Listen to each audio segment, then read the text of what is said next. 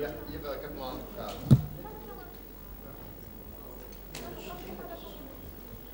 Is he there? Yeah. The minister? I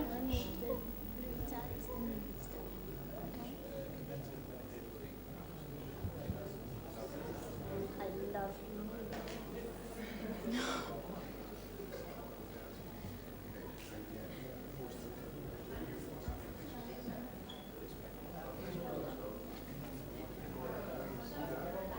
Hi. Hello, Your Excellency. I'm Hoda. Nice to meet you. Yes, me too. Huda will bring you to the stage. Okay. We'll have I will just do a welcome, small film, and then she will pull you to the stage for the reading. Okay, good. Thank you.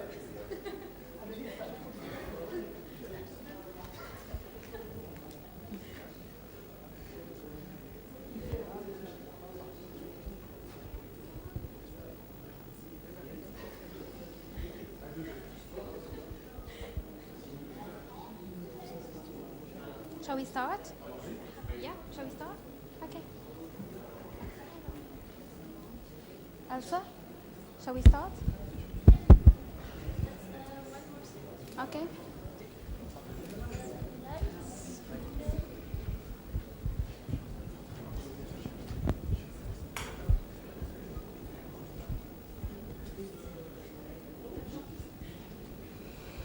Just say welcome. Yeah, of course. Yeah.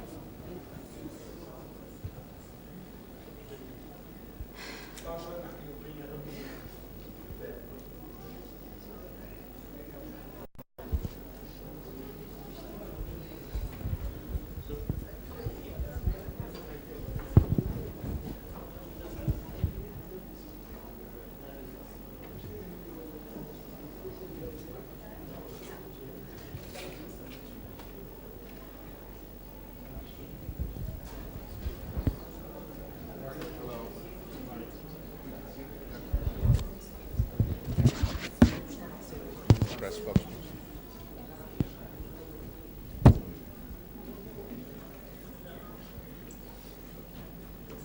How long would be the presentation? 2 minutes? 2 minutes. Okay.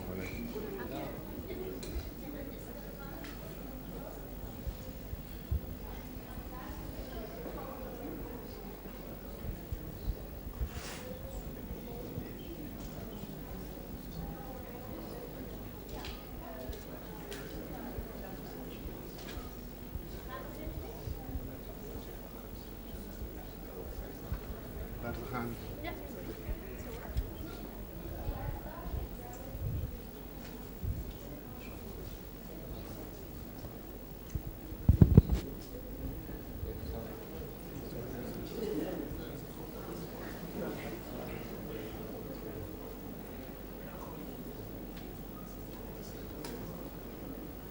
Whenever you're ready. Getting the signal from there. Oh, okay, from Elsa.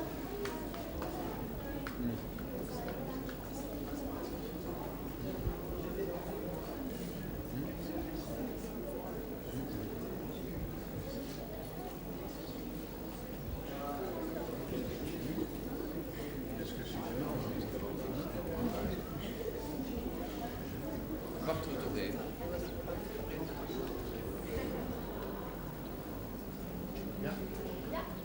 Shall we start?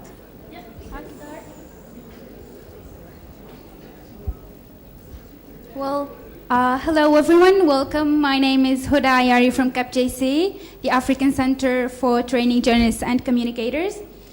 Today, I am honored to host the presentation of StoryMaker, a very interesting project that we as CapJC will soon be involved in, maybe later this year. First of all, I'd like to welcome Leon Williams to the stage to say a few words.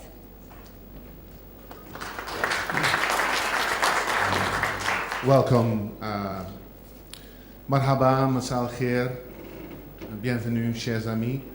A very warm welcome on behalf of Free Press Unlimited to this great event and the iFreedom Conference in Tunis.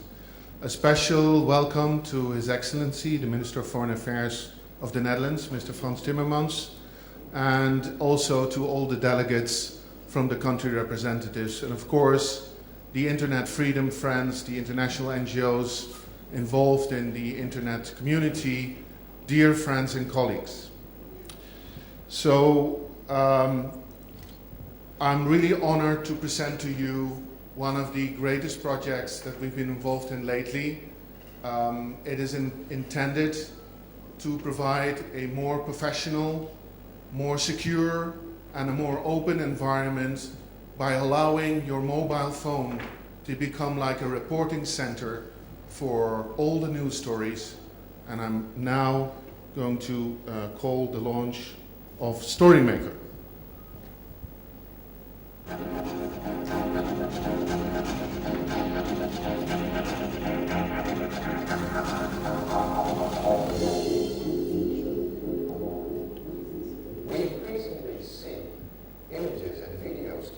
By mobile devices penetrating the mainstream media, the stuffing of ballot boxes by Sudanese officials, the death of Gaddafi, the molestation of an opposition leader in Uganda.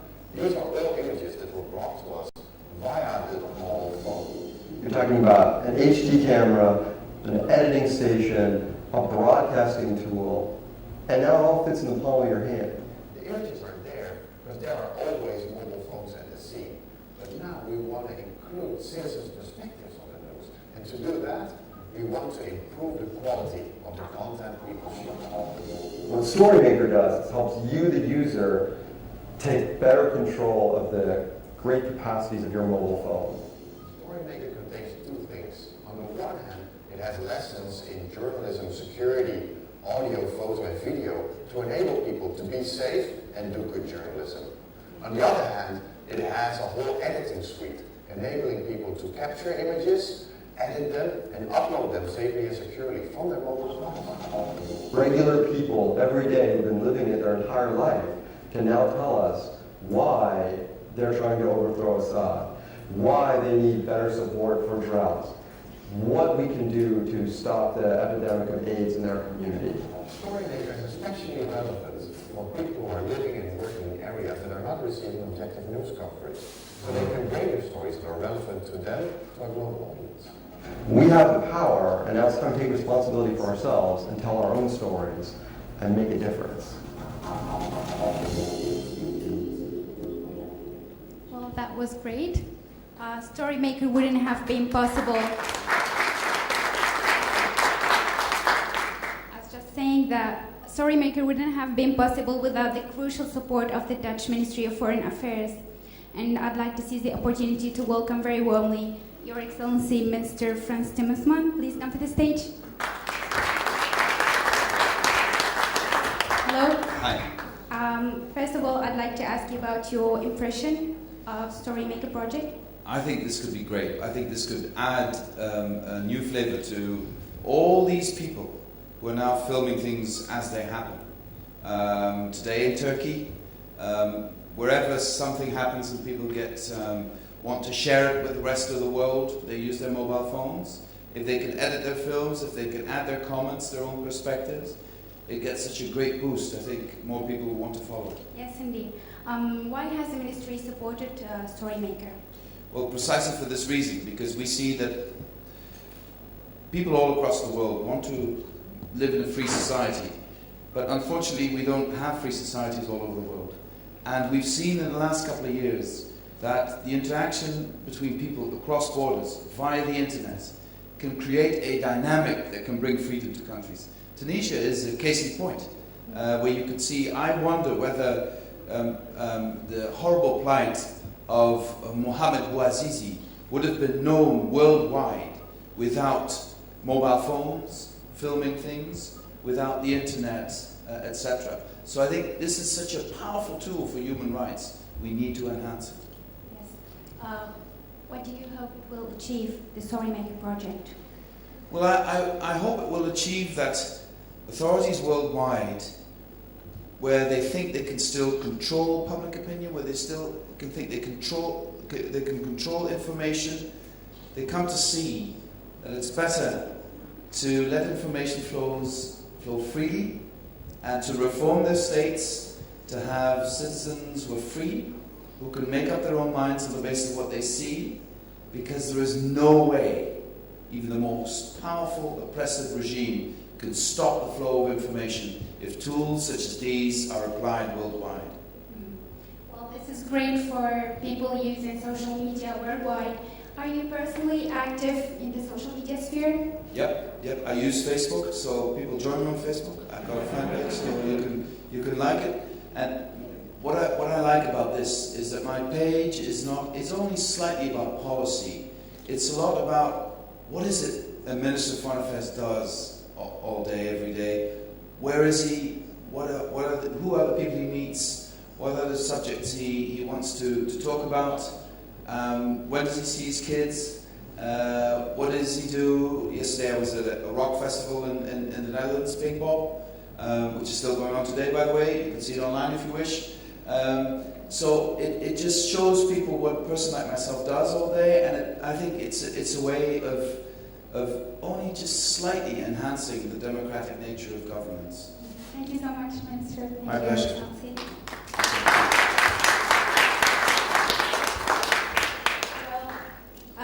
Leon, this is great. You are implementing StoryMaker first in the Middle East and in Northern Africa. Why started there? Well, I think obviously the transformation of media in the Middle East due to the recent uprisings and the proliferation of internet and mobile phones make it the best area to invest in.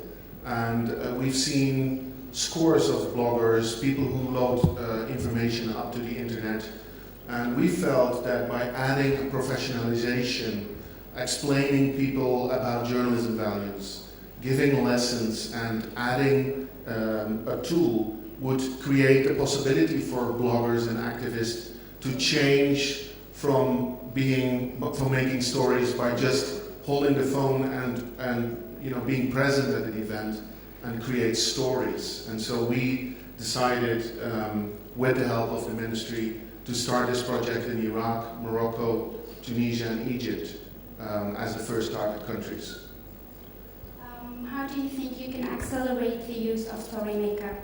Well, one of the fascinating aspects of the new digital world is that StoryMaker has been soft launched a little bit earlier on Google Play.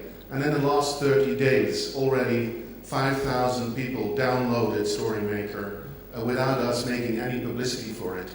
So it shows that there is a drastic need for these kind of tools to improve the quality of citizen journalism, to make the content the critical content that citizen journalists contribute to the world be easier adopted by mainstream media. And last but not least, I'm here announcing that Free Press Unlimited will award the best story contributed to StoryMaker this year until the 31st of December with €1,000. And because StoryMaker is a project that lives by the critical comments of the community itself, we offer another €1,000 to persons who contribute the best bug report. Because StoryMaker is a joint effort. It's created by a whole range of people together. We are now training almost 600 trainers in these 4 Arabic countries. We expect a lot of feedback from these people, also critical feedback that will improve the application. And so anyone who comes with good improvements, we offer another €1,000. Well, that is something, I guess. Well, thank you all for joining us. I'd like to ask you to stay in the room to join us in a more in-depth StoryMaker and a showcase presentation by Free Press Unlimited. Thank you all and enjoy.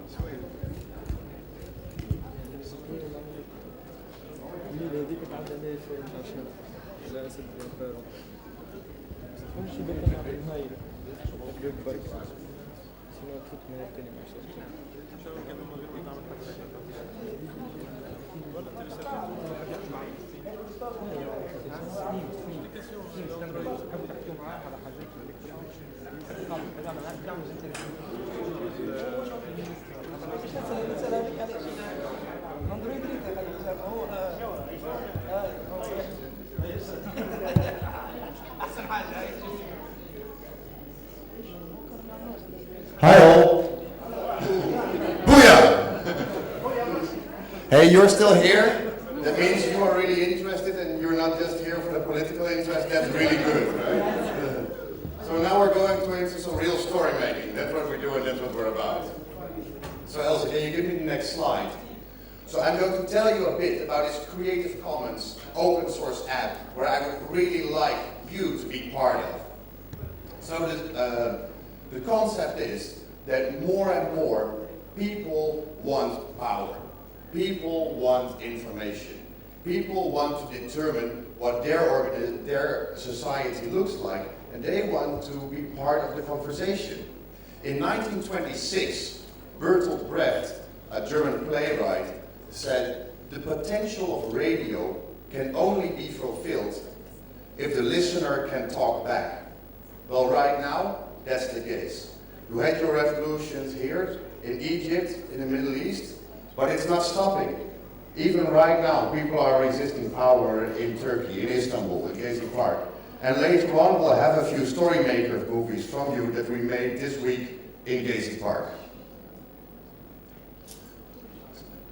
So, why is this so cruel and so important? With broadcast media and state-owned media, the network is very centralized. There's one point of information that beams to all other nodes. When you have an independent media with media institutions, you have a decentralized network, which is already stronger because here it's only one node needs to fail for all information to fail. But here people have more chance to continue if one or two nodes fall. But if you look at a distributed net, then you see information cannot be stopped. It can all be routed to all people. And this means that you are not only a consumer of news, but you're also a producer of news. It means there's a public debate. So this completely turns the news media upside down, and that's a good thing, because that's what we need. And that's also what's happening because the earning models of traditional media are broken. But we all know as well that social media can help us break shackles, but as every technology that is adding something, it's also breaking something. And you all know that privacy, and especially what came out last week with PRISM, governments are looking at us. And our telephones that are enabling us to shoot videos can also be used to spy on us. So how do we balance that out?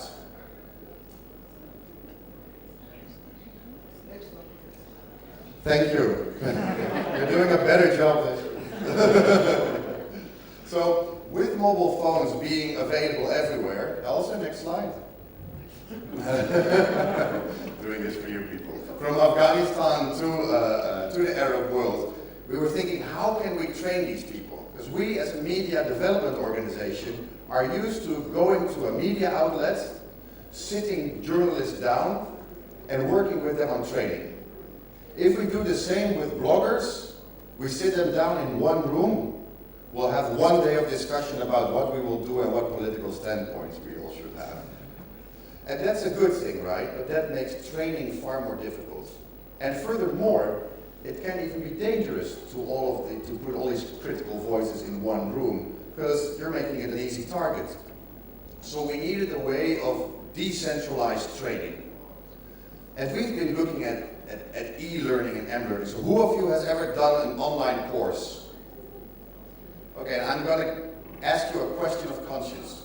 How many of you did finish it? Well, you're a good audience because the rate of people finishing it is about 3%. So we thought we can make a good curriculum, which we did. I'll talk a bit more about it later. Teaching people in journalism, digital security, making photos, videos, and audio pieces. But if we're just making a digital manual, people will maybe have a look at it once, but you know how it goes. There are movies to be watched, people to be seen, people to be chatted with, we need to tweet a bit, maybe not look at the manual. So how are we going to drag people back into the manual? Well, we do that by connecting the manual with a tool that you will want to use. And while you're using the tool, you might come back to the manual. Smart, eh? So, if we want to liberate our information, and if we want to use information in the way we need it, we need to break out of the walls that organizations like Google, Facebook, LinkedIn are building. Because they want to centralize and monopolize our data, whereas the data is ours. And we should keep it on our phones and under our control. So, back please. Because the most important aspect, and I actually should have put it completely up, the whole app and everything we do is licensed under an open source license and a Creative Commons license. What does this mean? If you don't like my training curriculum, make your own. Or add stuff to it, and we can update it into the main branch. If you think our security is not good enough, or our implementation of Tor is not good enough, take our code, make it better, criticize us. That's what we need, and that's the only way we can get better. So we have all the wiki, and all the code is on Git, and you can file bug reports and feature requests, but I know it may not be the hobby of many of you to do that. So you can simply send your bugs and ideas to support@storymaker.cc, and we'll get back to you very soon. And if you do this, you have a chance of winning 1,000 euros. So, next time motivator. So, of course, we do not want to do this alone, because we cannot solve this alone.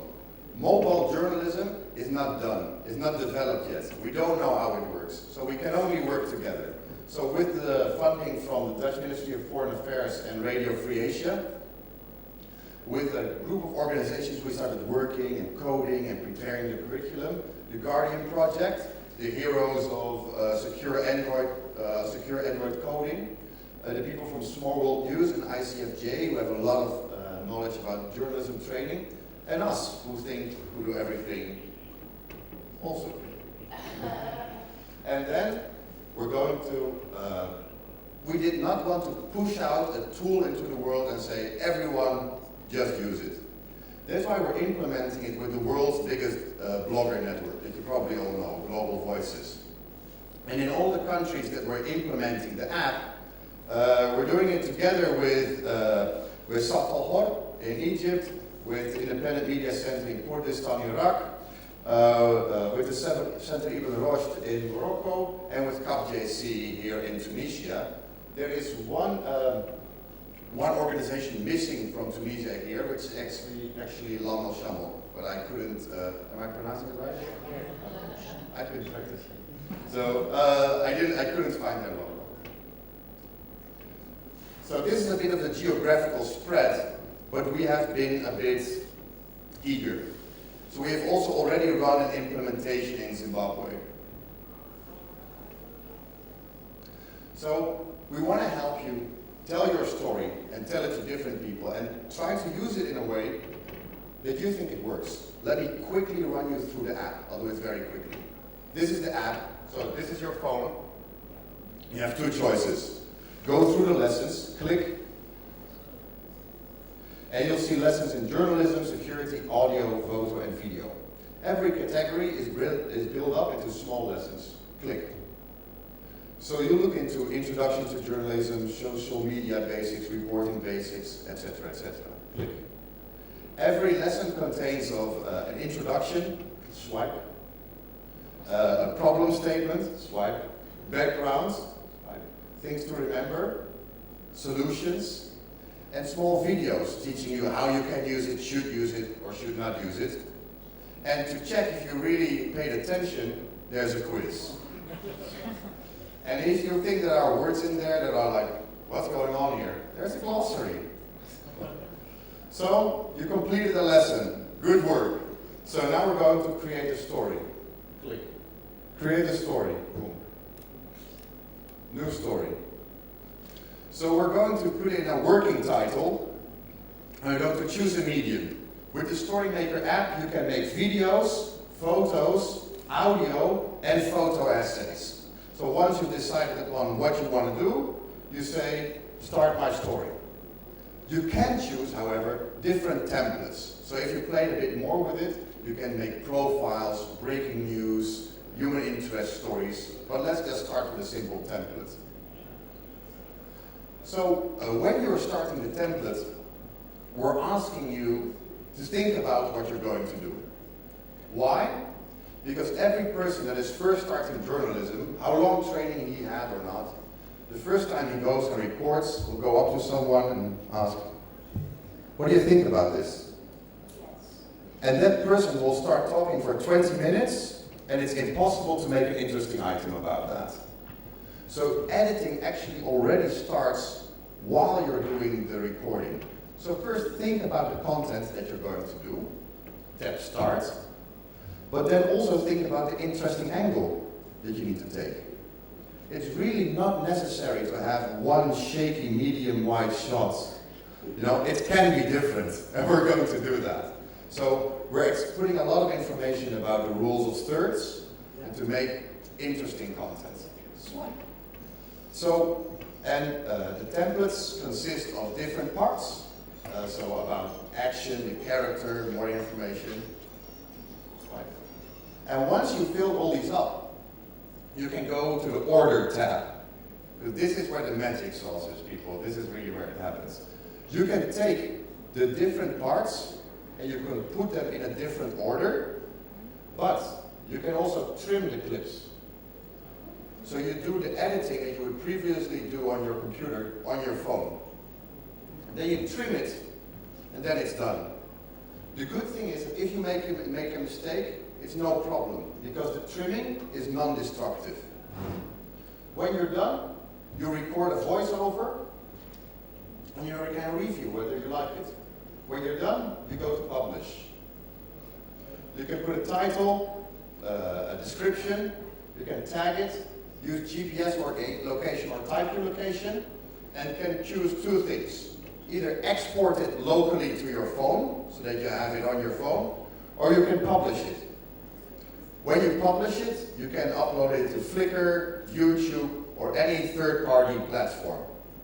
And how you can use it, you can use it straight to the internet, which was then using HTTPS. But if you feel like you want to be really anonymous, we have Tor built in. So when you do that, it's super slow, but it's super secure. You know, sometimes it's needed. But if you feel like in between, you can upload over VPN. So, we're uploading, and we're done. Thank you very much. Leon will tell you a bit more. So I will tell you a little bit about what it means for a traditional journalist that I am to get confronted with StoryMaker.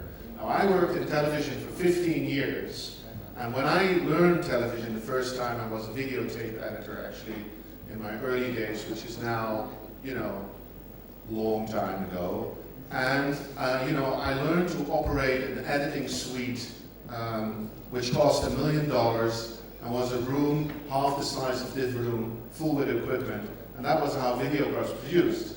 So when Niels came up with the initial idea to make a mobile phone, all station publishing, and I said to him, "You're crazy, this is never going to work, can't be done." And I was having a BlackBerry at the time, and you know, I just looked at the way in which you make a film on your BlackBerry, and it's really shitty quality, right? And because I love television, I really love good stories.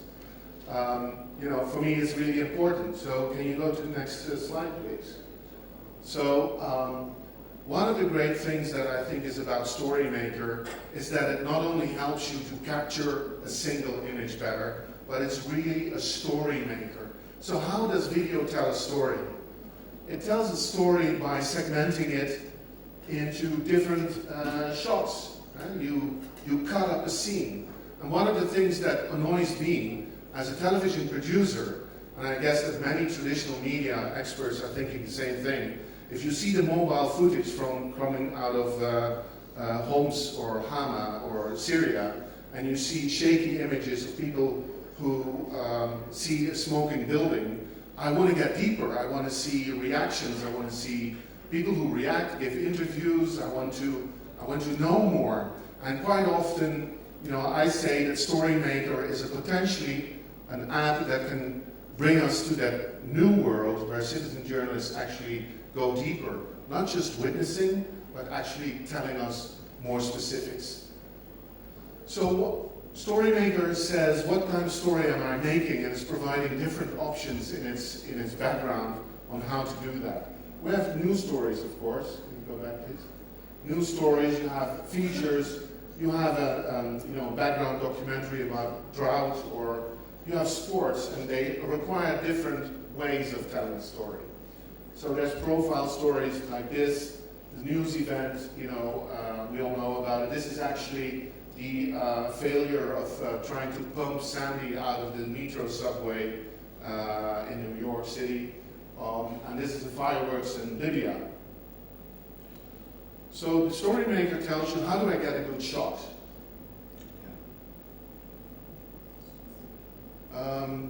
One of the things that I always talk about when I speak to young, motivated people, like we were in Istanbul for 3 days before this, and we were talking to a lot of people at Gezi Park and in the Taksim Square, and you see a lot of people just copying. We are telling them, have a purpose with the things that you do. Think about what you want to tell in advance and cut it up. Have a purpose, have control. One of the things, there's so easy tricks. If you hold your mobile phone above your head all the time, eventually you're going to do this, right? But if you can find a higher spot and you do like this, you can be actually pretty shakeless for a long time, right? You can make better footage. And better footage get easier into the mainstream media. So if you're a citizen journalist and you want to impact on these old geezers who are not producing the truth, and I know that many of you think that the traditional media are not doing that, and I think that we have to transform them, then make sure that your footage is more adaptable. Another thing is have confidence. You're doing something that is very important, so you need to think about how to do your story and go on. So one of the things that I always tell also to people who do mobile phone reporting is that the sound is often so disastrously bad. And I am an experienced videotape editor. I produced news television for 15 years in the Netherlands, and I edited all the major Southeast Europe crises, wars, the genocide in Rwanda. I know, and one of the experience that I have, which is something that will be shocking to you, is the image that puts all the attraction in your brain, but it's the sound that makes you love a story and get intimate. 70 to 80% of all the cuts that you make in television production are audio related. The images are very easy. You have a couple of good images, you put them together. But the audio, now, one of the great things about StoryMaker is that it explains to you how to cover from wind. Has anyone ever done, everybody ever stood at a demonstration and it's windy, you come home and you sing shit, right? Because it doesn't capture the emotion. You need good audio. So StoryMaker has a lot of tips about that. Of course, you have to do the hard work yourself, right? You have to practice and train. Go on. One of the other things is the natural light. Actually, I saw Niels, who's not an experienced television producer, filming right into that lamp when he was filming. One cable. So you see, and the thing is, you won't use the shot, you see. It's so important to try. Easy lessons can really make the quality of your video so much better. Yes. So how do you shoot interviews well? I was telling you about this. You can be much more steady. How many citizen reporters do you see, like in the next slide? You know, you have someone who made notes, and the person, and in the preparation of the interview, you know, the interviewee is saying something, so he has to get a pencil and has to scribble, you know, this, and then by the time that you get the film, and you have the paper, and you need to do the paper, you know, so you need to prepare. We're telling people, you know, the real access to quality journalism is prepare. Okay, there's also features in the StoryMaker about stuff like close-up and medium. Television is really a very close-up kind of medium. The impact increases by having less wide-angle shots, long-distance shots, wide-angle shots. Okay, sorry, I'm not a cameraman. Yeah, go on. So in the application, among the overlays, it explains to you that if, you know, the person that you're interviewing and you're it's looking like there, and the cadre, the frame is like this, it will feel, the television viewer will feel that, you know, this person is not interested in the public, right? So film it like this, etc. So very interesting things about nose space, head space. I mean, I practiced with it in the last month, and I'm a non-believer, and I've got to tell you, I really love this. So how do I shoot a sequence?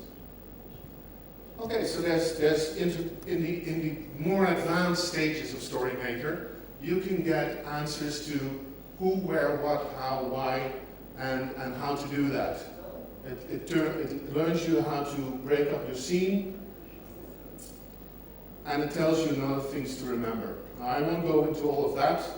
The only thing that I will say is that I enjoy StoryMaker. I'm wasting my time on it because, you know, I was in Istanbul and I was leading a conference, and I went to Taksim Square because I wanted to use StoryMaker.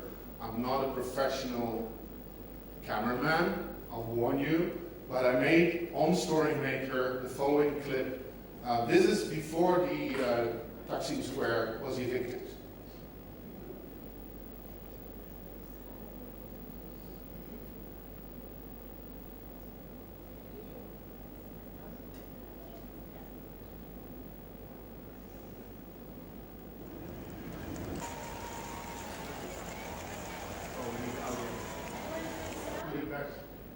Channel 3, please.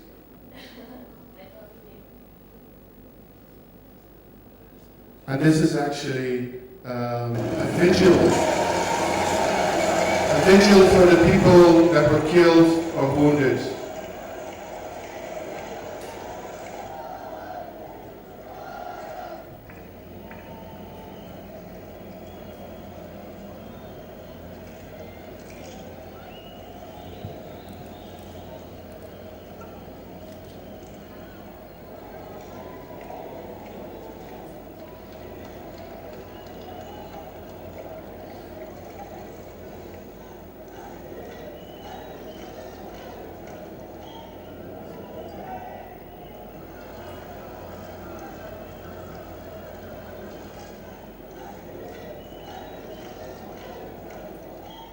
And you know how long I did to learn the application, edit it, and make this story? I shot 10 minutes. I edited 1 hour because I had to learn all the features. But it's about 1.5 hours, and I made a great thing, which if I had access to internet, because I did it in the plane here, coming here, I would have been able to actually upload it to our website or my LinkedIn or Facebook page. So thank you. I'm converted. So one thing that I did not tell you, and I'm really sorry that we're doing this in English, but really it's better than when we were doing it in French or Arabic. But because we realized this, the app is not only available in English, but it's also fully translated in Arabic. So when your phone is on Arabic, it goes automatically completely Arabic, or else you can change it in the settings. So I would really invite you to, if you have an Android device, go to the Google Play Store, Look for StoryMaker. There's a winner there. People have downloaded it. That's great. Now, thank you so much for your attention. Do you have any questions, or shall we just go on? I see a question there.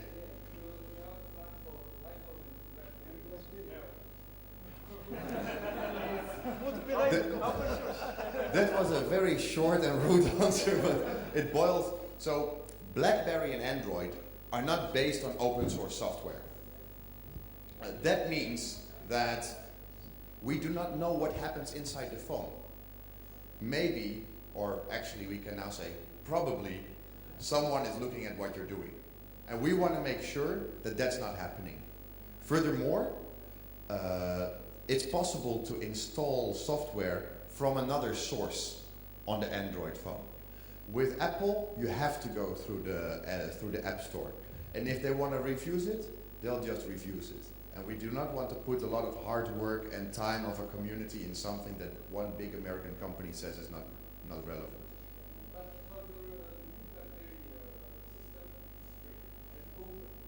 Yes, but we'll have to see if more than 10 people will have it. I have a question here, Niels. Hi, thank you. I was just wondering if you tested the application in sort of standard Middle East, North Africa internet conditions and cell phone conditions, because I tried to download it right now. It was 26 megs. I was surprised, but then now I understand why it's so big. Well, you ain't seen nothing yet, because the app itself is 26 megs. If you want to have, if you'll have to do the lessons with all the videos and audios, you'll have to download 200 megs more. It's a lot, I know. So we've been thinking that's why we didn't package the lessons in it. So perhaps you can go to a restaurant, to a hotel, or stand next to an embassy, and when you have chance, you download the lessons on your device. And when it's done, you can also Bluetooth the app to your friend's mobile phone and then share it. So that's a way to come across it. But indeed, so we needed to find a balance, but if you want to have a full editor and have all that functionality, you have to do it. So another question that will come up is, on what phones does it work? So that is another reason why we didn't choose for the iPhone, because we wanted it to be available for a lot of people. So we developed the app for devices of a price point of $200 US. So that's, I know that's not really cheap. There are cheaper phones, but it was not possible to do editing and proper shooting on those. So right now we're aiming at $200 devices. Anyone else?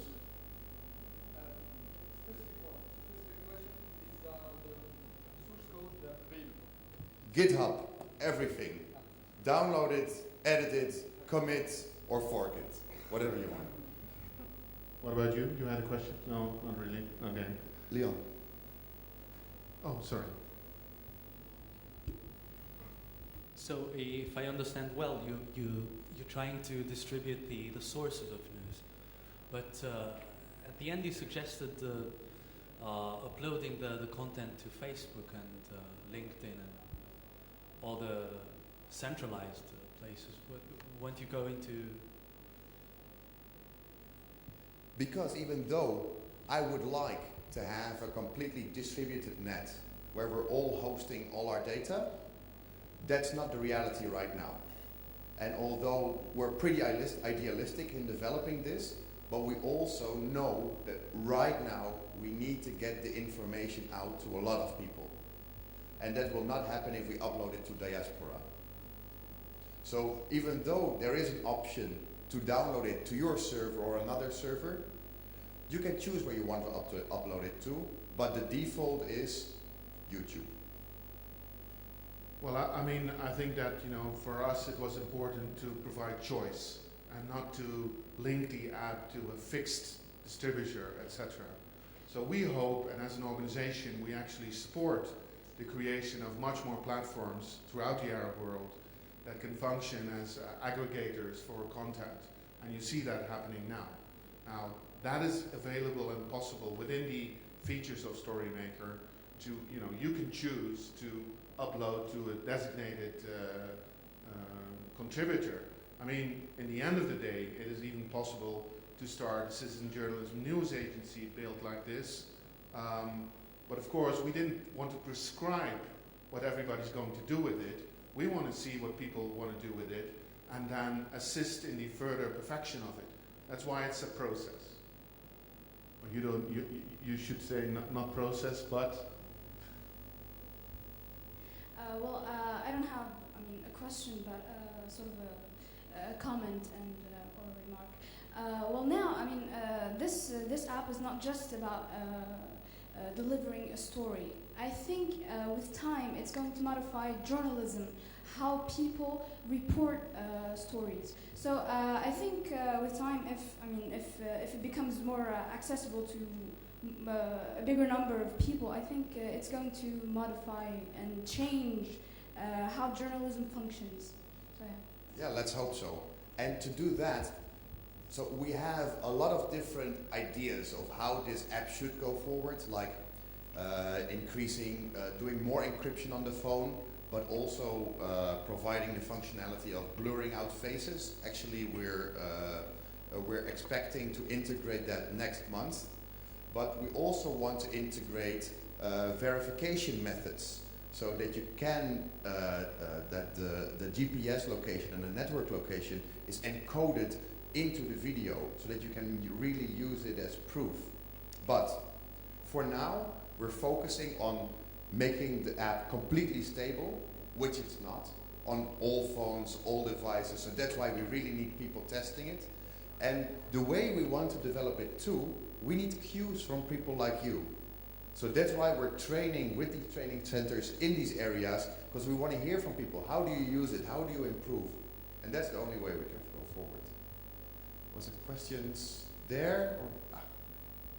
Thanks. Well, my question is, so far, as far as I understood, it's just the application to help people produce better videos. Sorry. But will there be like a sort of platform or website where we can find all the videos made thanks to this application? Yes. All right. Another question, maybe. Would it be possible for non-users of this application to send their videos to this platform? Maybe. Thanks. Yes. So there is the website StoryMaker.cc, and we are not hosting any content that people make with the app. So people choose their platform, and then the default setting is that it gets cross-posted to StoryMaker.cc. So that's where you can see it. But if you do not want it, you can get that setting out of the way by just simply going to settings. Your second question was? Would it be possible for non-users of this? Oh yeah. Yeah. Oh, here it is. Yeah. So then you log in and you upload. That's it. Easy as that. So that's definitely possible. Well, I have a question. This app is used with a smartphone. You shoot and then you modify. Like in 10 seconds, maybe. Right then. But then, are there any plans to make these functions available after you shoot? You have those videos on your PC, and then you log into the website and you upload, and then you modify them. And, I don't know. Yeah, possible. So when you remember that there were two options, like export and publish.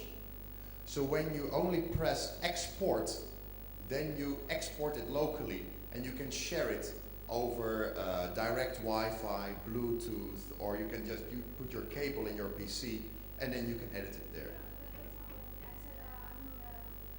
Can we make those modifications on your website? Ah, yeah. So interesting question. We have been thinking about that a lot, but what you would then need is massive bandwidth, and it already exists. So there are editors that work online, but because you have to upload everything, then the rendering needs to go via your cable. If you want to do that, you practically need like dedicated 1 megabit symmetrically, so both up and down. And, well, I don't even have that at home in the Netherlands, right? So, I mean, the application is designed to try and get more content produced by rural areas in Zimbabwe, by people in Upper Egypt who have not maybe participated so much in whatever happened in Cairo and Port Said and Alexandria. So, you know, what we're trying to do, and that is an aim of our organization, to give more people the opportunity to participate in debates. And so there's limitations to this thing. You know,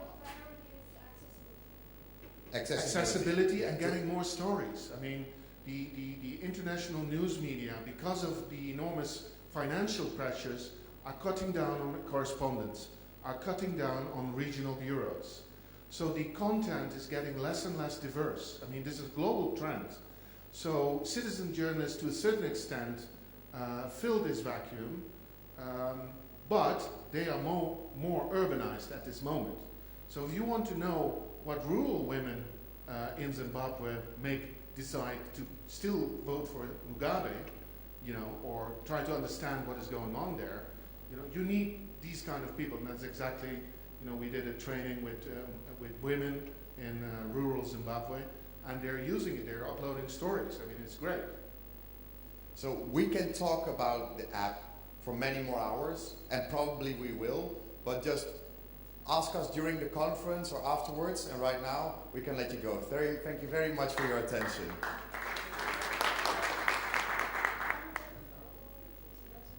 Okay, so remember, I have actually my communication director, who's very good, is actually telling me that, you know, I have a number of papers, there's some information for you there, but remember the award. Until the 31st of December, if you upload a story, you get a chance to win €1,000.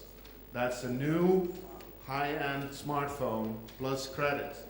So use it. And then there's another €1,000 for anyone who's so keen and critical that he's going to provide us with a bug report that allows us to increase the quality of the application. Thank you very much.